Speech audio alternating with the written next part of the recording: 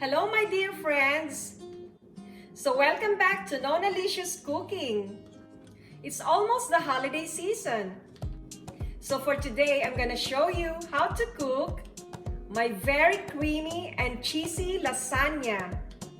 Try to cook this one, my dear friends, and give your friends and family the treat that they want. You can find the exact measurements and ingredients just below in the description of this video. So come on, let's start and cook with me. Okay, so first of all, we're going to put our cooking oil.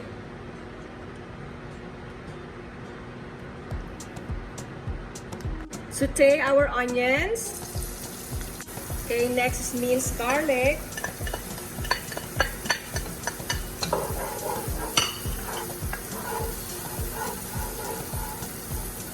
Okay, let's add our 2 pounds of ground beef and saute this until the ground beef becomes brown. Okay, let's add ground black pepper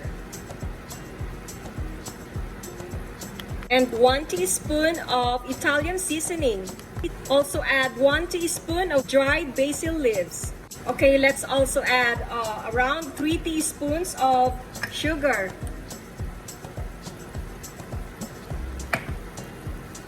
And for more flavor, I'm going to add 1 beef cube.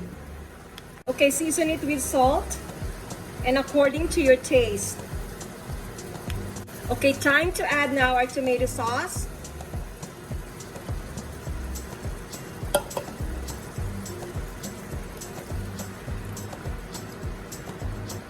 Okay, so let's simmer this.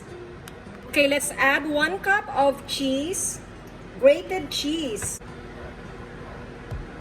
Wow, look at that. Looks delicious. Okay, let's taste.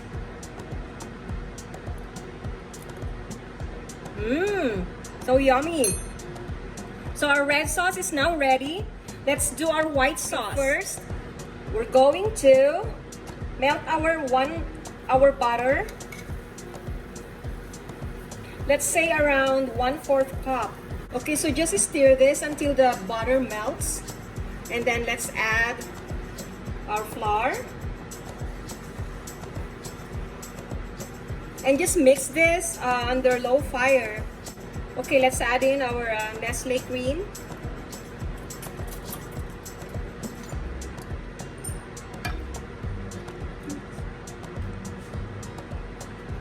One more. Okay, next we're going to add now our milk.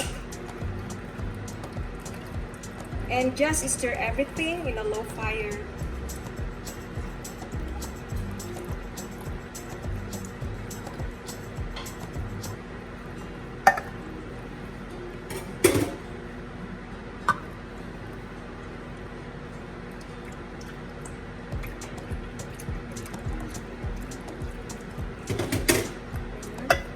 Okay, so we're going to stir this and cook this on a low fire until like it thickens.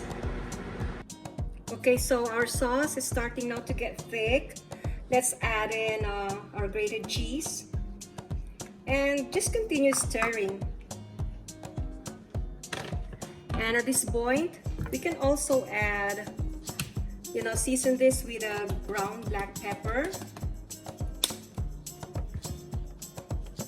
and a little bit of salt.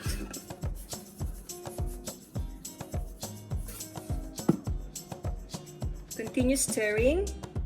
Okay, so our sauce now is thick. We can actually turn off the fire. And now let's arrange our lasagna.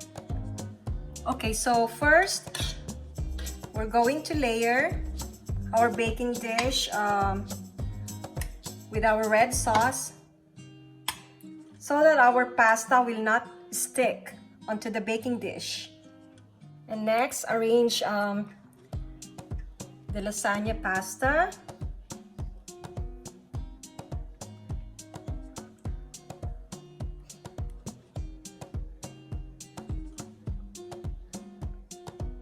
Okay.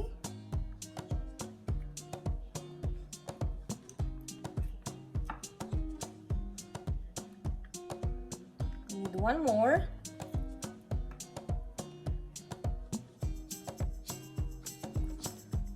And then layer again with our red sauce.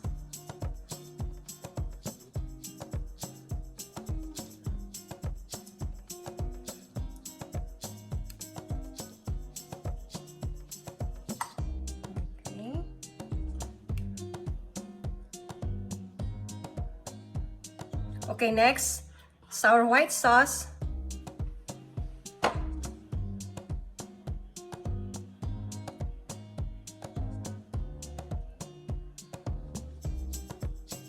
And make sure to spread this. And then layer again with the pasta.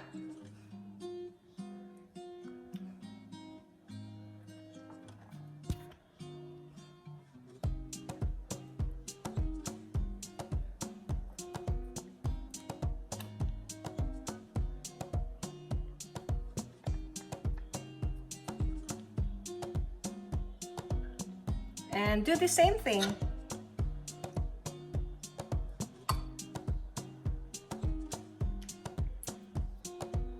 Okay, so guys, we're going to top this with mozzarella cheese.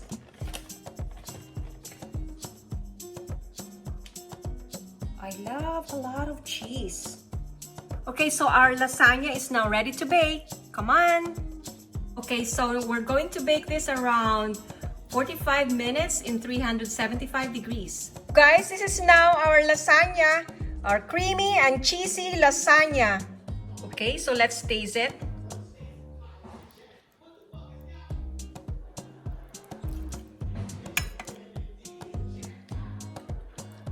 Yummy. Thanks for watching, guys. Please don't forget to subscribe and to hit the like button. Hanggang sa muli, paalam!